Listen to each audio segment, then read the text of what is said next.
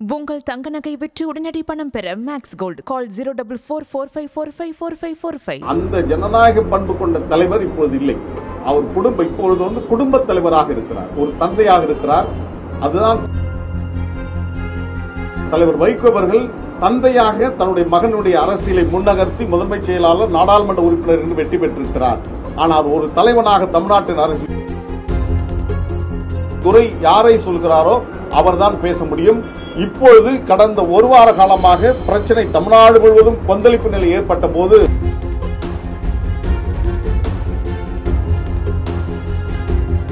மக்களிடம்தான் நீதியை எதிர்பார்ப்பதாகவும் அது வைகோவிடம் இல்லை எனவும் மதிமுக துணை பொதுச் செயலாளர் மல்லை சத்யா தெரிவித்துள்ளார். காஞ்சிபுரத்தில் செய்தியாளர்களிடம் பேசிய அவர் மதிமுக தற்போது மகன் திமுகவாக மாறிவிட்டதாக விமர்சித்தார். 32 ஆண்டுகால மறுமலர்ச்சி திராவிட முன்னேற்ற கழகத்தில் என்னுடைய அரசியல் பயணத்தை என் அன்பு தலைவர் வைகோ அவர்கள் தன்னுடைய மகன் துரைக்காக, தலைவர் பிரபாகரனுக்கு மாத்தையா துரோகம் செய்ததை போன்று எனக்கு மல்லை சத்யா துரோகம் செய்து விட்டார் என்று ஒரு மிகப்பெரிய கொடும்பழியை சுமத்தி என்னுடைய பொது வாழ்க்கையை களங்கப்படுத்தி விட்டார். அதோடு மட்டுமல்லாமல் இயக்கம் தோற்றுவிக்கப்பட்ட 1994 துவங்கி இன்று வரையிலும் மறுமலர்ச்சி திராவிட முன்னேற்ற கழகத்தில் அவருக்கு தோள் கொடுத்து துணை நின்ற ஆக சிறந்த தமிழ் கூறும் நல்லுலகின் ஆளுமைகள், தனி ஆற்றலுக்கேற்ற மிக பெரும் சாதனையாளர்கள் எல்லாம் ஒவ்வொரு காலகட்டத்தில் அவர்கள் துரோகப்பழியை சொல்லி நீக்கி வைக்கப்பட்டார்கள். தொடர்ந்து உங்களுடைய ஆதரவாளர்கள் கட்சியினுடைய கொடியை அதுக்கப்புறம் படங்கள்லாம் நீக்கிட்டு வராங்க. என்ன சொல்ல விரும்புகிறீங்க? மறுமலர்ச்சி திராவிட முன்னேற்றத்தை பொறுத்தவரையிலும் வைகர இருட்டையும் செங்கது நகைப்பையும் இணைத்து காட்டுகின்ற முப்பரிமாணம் கொண்ட இருவண்ணம் கொடியை தமிழ்நாட்டின் வீதிகளில் உயர்த்திய பெருமை எங்களுக்கு உண்டு. தலைவர் வைகோ அவர்களுக்கு அடுத்து தமிழ்நாடு முழுவதும் அந்த கொடியை உயர்த்தியவன் நான். அருகாமையில் இருக்கின்ற அண்ணன் ஊனை பார்த்திபன் அவர்கள் காட்டாங்குளத்தூர் ஏற்றிய கொடியை அவருடைய மகன் துரை கொடியை இவரிடம் அகற்ற சொன்னபோது அவரை எதிர்த்து அகற்ற முடியாது என்று சொன்ன காரணத்தினால்தான், என் சொல்லை நீ ஏற்க மறுத்த காரணத்தினால் கட்சி விட்டு நீக்கிவிட்டு அந்த கொடி கம்பத்தை இடித்து தரமட்டமாக்கியது துரை என்பதை நான் இங்கே பதிவு செய்கிறேன். துரைதான் முதலாக இதை நகர்த்தியவர். துரைதான் முதலாக மறுமலர்ச்சி திமுகவுடைய கொடியை கம்பத்தை இடித்து தள்ளியவர். எனவே அவர் இந்த வேலையை செய்துவிட்டு இப்போது எங்கள் மீது வழக்குகளை கொடுப்பது என்பது ஏற்றுக்கொள்ள முடியாதது. துரைக்கும் மறுமலர்ச்சி திமுகவுக்கும் என்ன சம்பந்தம் என்பதை தான் நாங்கள் கேட்க விரும்புகிறோம். தொண்டர்கள் தலைவர் வைகோ அவர்களை இதயத்தில் வைத்து நேசிக்கின்றார்கள், எங்களுடைய இதயத்தில் வைத்து தலைவரை பூஜிக்கின்றோம். ஆனால் ஒரு இயக்கத்திலிருந்து விலகுகின்ற போது அந்த கொடியை அவர்கள் வாகனத்திலிருந்து கழட்டி வைக்கிறார்கள். அந்த இயக்கத்திலிருந்து நாங்கள் விலகுகிறோம். நீங்கள் சொன்னது ஒரு மிகப்பெரிய அபாண்டமான குற்றச்சாட்டு. 32 ஆண்டு காலம் பணியாற்றிய ஒரு உண்மை தொண்டனுக்கே இந்த நிலைமை என்று சொன்னால் எங்களுக்கெல்லாம் என்ன என்பதுதான் அவர்களுடைய எண்ணக்குமுறலாக இருக்கிறது.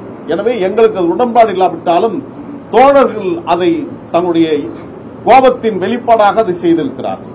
கடந்த 35 ஆண்டுகள் 30 ஆண்டுகளா திமுக அதிமுக மதிமுக பிரிஞ்சு வந்து இப்போ வாரிசு அரசியல். இப்போ பாட்டாளி மக்கள் கட்சியில் பார்த்தீங்கன்னா அவர் அன்புமணி அவர் ஐயா அவங்க இருக்காங்க. இப்போ திமுக 2 பேர், அவங்க தந்தை அவங்க தாத்தா அந்த மாதிரி இருக்காங்க.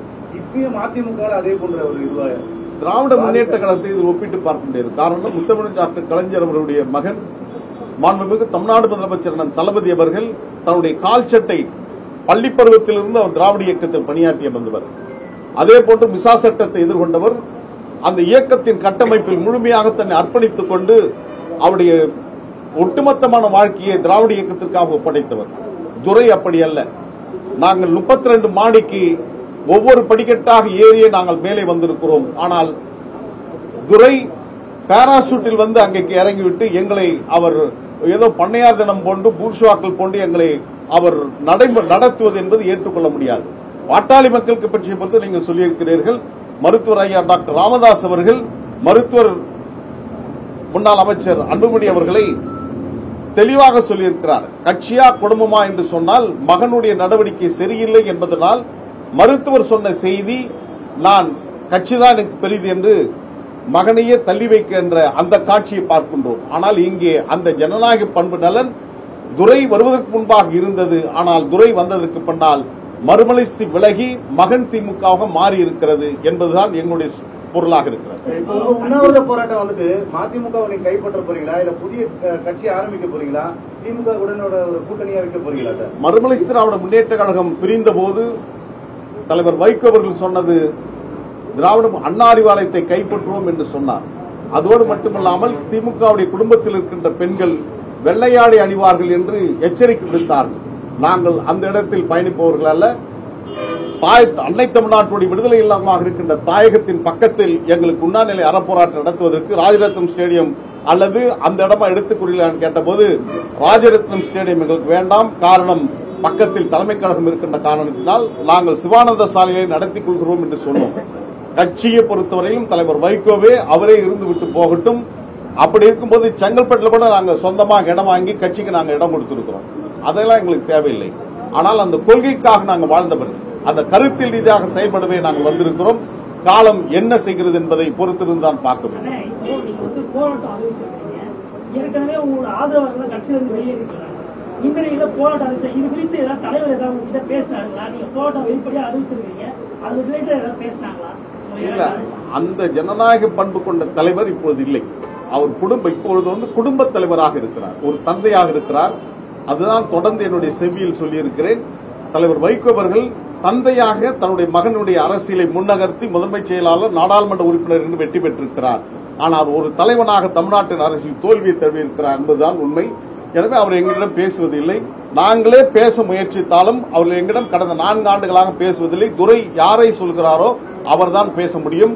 இப்பொழுது கடந்த ஒரு வார காலமாக பிரச்சனை தமிழ்நாடு முழுவதும் கொந்தளிப்பு நிலை ஏற்பட்ட போது ஒவ்வொருவராக தலைவர் வைகோ அவர்களும் அவரை சார்ந்தவர்களும் அழைத்து இந்த உண்ணாநிலை அறப்போராட்டத்துக்கு வர வேண்டாம் என்று அறைகோல் விடுக்கிறார்கள் என்று சொன்னால், துரை அனுமதியின் பேரில் தான் தலைவர் வைகோ பேசினாரா என்ற கேள்வியை நான் உங்கள் மூலமாக கேட்க விரும்புகிறேன். ஒரே கேள்விதான் சார்.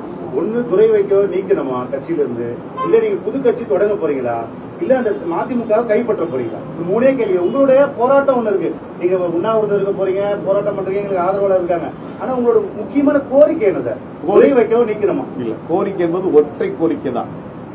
ஜனநாயகம் என்பது மக்களுக்கானது. அந்த மக்களுக்காக இயக்கம் நடத்துகின்ற ஒரு கட்சி, அந்த கட்சி ஒரு திரிபுவாத இயக்கமாக திசை மாறி போகின்ற போது அந்த ஜனநாயகத்தை காக்க வேண்டிய கடமை எங்களுக்கு இருக்கிறது.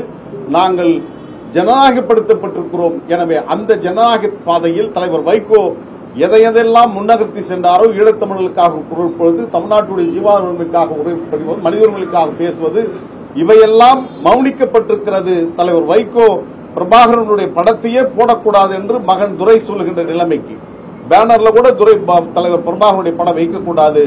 2009 வரை பேசியது சரி, 2009 பின்னால் பேசுவது தவறு என்று பேசுகின்ற துரை என்கின்ற காரணத்தினால் நாங்கள் அந்த சிந்தனைகளை வென்றெடுக்கின்ற களத்தில் அடர்த்தியான ஜனநாயக பண்பு கொண்ட லட்சிய தாகம் கொண்டவர்கள் இணைந்து இந்த பணியை நாங்கள் மேற்கொள்ள போகிறோம்.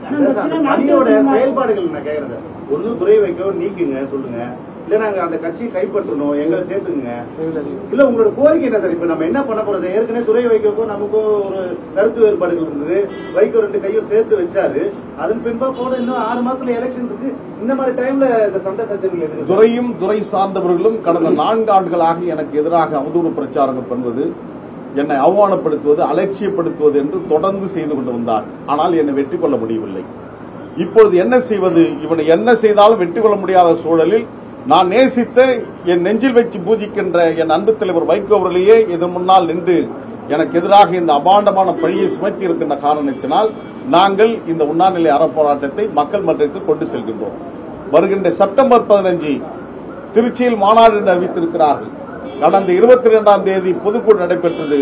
நான் லண்டனிலிருந்து வந்தேன் உரையாற்றுவதற்காக. ஆனால் என்னை பேசுவதற்கு அனுமதிக்கவில்லை. சென்னை மண்டலம் கடந்த 10ஆம் தேதி நடைபெற்ற சென்னை மண்டல கூட்டத்தில் நான் பேசினால் தொண்டர்கள் ஆர்ப்பரிப்பார்கள், விசிலடிப்பார்கள், கைத்தட்டுவார்கள் என்பதற்காக நான் அழைக்கப்படாமல் புறக்கணிக்கப்பட்டேன். என்னுடைய பெயரோ படமோ எங்கே போடக்கூடாது என்று சொன்னார்கள். திருச்சியில் செப்டம்பர் 15 மாநாடு என்று அறிவித்திருக்கிறார்கள். ஒருவேளை நானும் எங்களை சார்ந்த எங்களுடைய தோழர்களும் புறக்கணிக்கப்பட்டால் இதே காஞ்சியில் அண்ணா பிறந்த இந்த மண்ணில் அண்ணாவுடைய பிறந்த நாளை நாங்கள் அனைவரும் இணைந்து ஒரு எழுச்சிகரமான பிறந்த நாள் விழாவாக நாங்கள் இந்த வண்ணம் கொண்டாடுவோம்.